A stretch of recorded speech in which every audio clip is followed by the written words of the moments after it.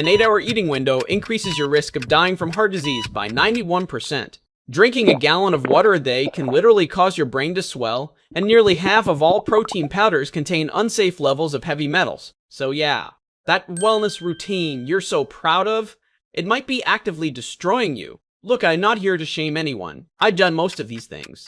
I've been the person chugging water like I'm training for an Olympic event that doesn't exist. I've bought the activated charcoal latte because the Instagram caption said it would pull toxins from my aura or whatever. But here's the thing. Modern wellness culture has completely lost the plot. We've turned health into this, optimization game where your body is a machine that needs to be hacked and upgraded, and your body is not a Tesla. It doesn't need constant software updates. So in this video, I'm going to walk through the healthy habits that are actually backfiring backed by actual research, not just vibes, and explain what you should probably do instead.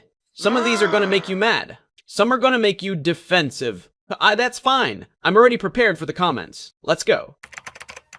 So first up, drinking a full gallon of water every single day because some fitness influencer told you clear pee is the goal. Here's what they don't tell you. Your kidneys can only filter about 800 to 1,000 milliliters of water per hour. That's it. That's the limit. If you're chugging water faster than your body can process it, your blood sodium gets diluted. It's called hyponatremia, and it can cause brain swelling, seizures, and in extreme cases, death. So not cute. And before you say, but I need to flush out toxins, no, that's marketing. Your kidneys already do that. For free, without you forcing them into overtime like a corporate manager with no boundaries. Also, and this is gonna blow some minds thirst, is not too late. The whole, if you're thirsty, you're already dehydrated thing, made up.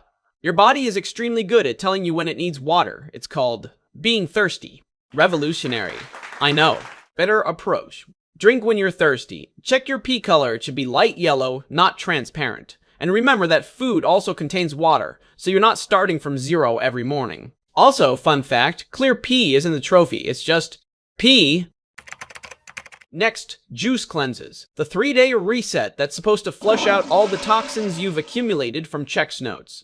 Living in a body. Here's the deal. Your liver and kidneys already detox you. That's their entire job description.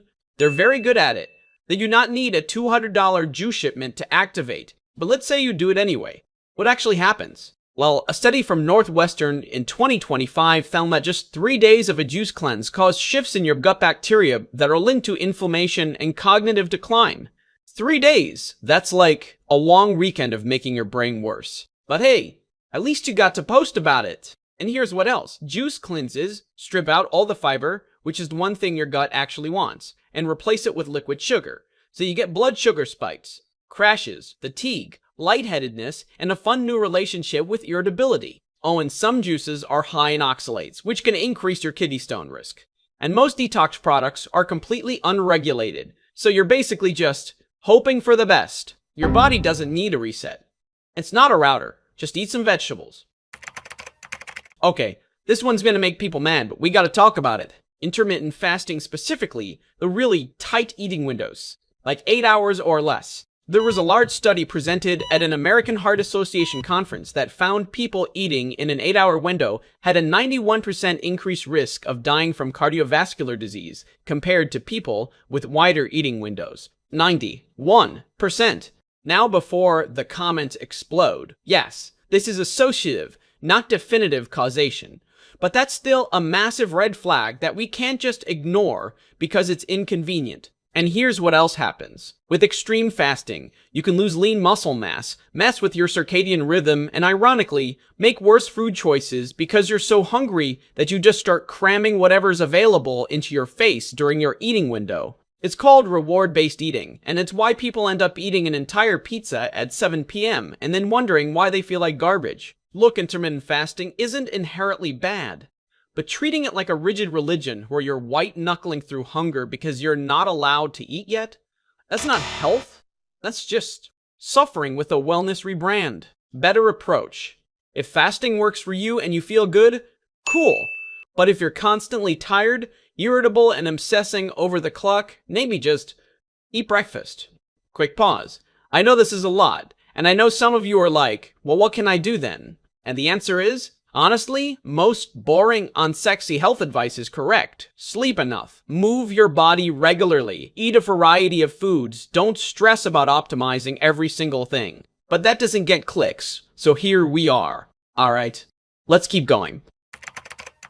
Next up, the no days off grind mentality. The 75 hard challenges. The high every single day routines that make rest days feel like moral failure. Here's what actually happens when you don't rest. Your immune system gets suppressed. Your hormones get disrupted. Your sleep tanks. You get anxious, irritable, and plot twist, your performance actually declines. It's called overtraining syndrome, and it's real. But wait, there's more. In extreme cases, you can literally break down your muscle tissue so badly that it damages your kidneys. It's called exertional rhabdomyolysis, and yes, it happens to regular people doing motivational workout challenges. Very motivational. And before anyone brings up adrenal fatigue, that's not a real diagnosis, what you're experiencing is more like HP axis dysregulation, which is a fancy way of saying you've stressed your body so much that it's breaking.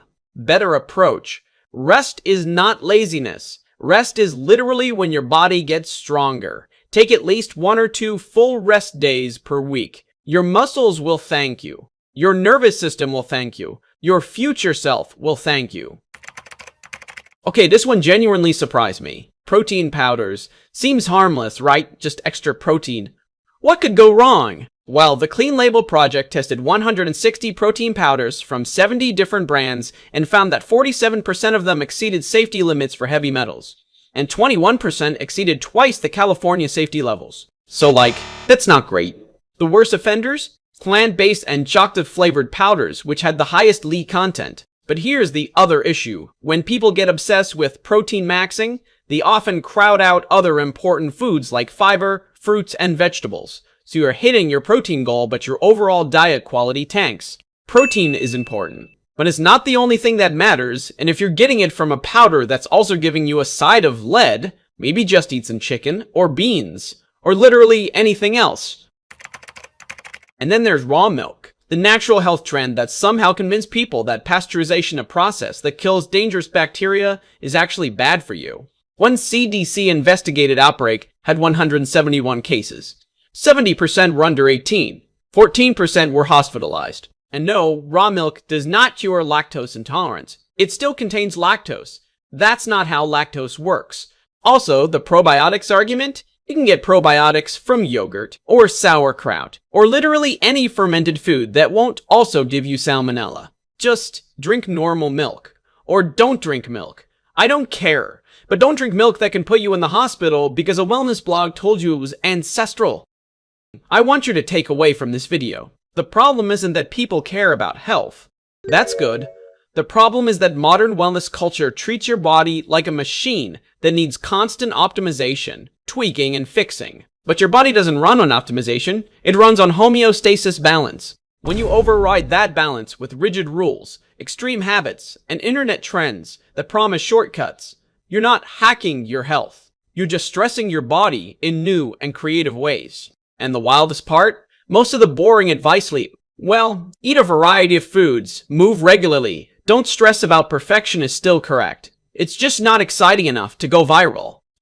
So yeah, if you recognize yourself in any of these habits, you're not alone. I've been there. Most of us have. But maybe it's time to stop treating health like a performance and start treating it like just living in a body that's trying its best. If this video made you rethink anything, or if you're mad at me and want to argue in the comments, go ahead and subscribe. I make videos like this every week. And apparently YouTube thinks this video right here is perfect for you, so probably click on that. The algorithm knows things. Scary things. Alright, I'll see you in the next one.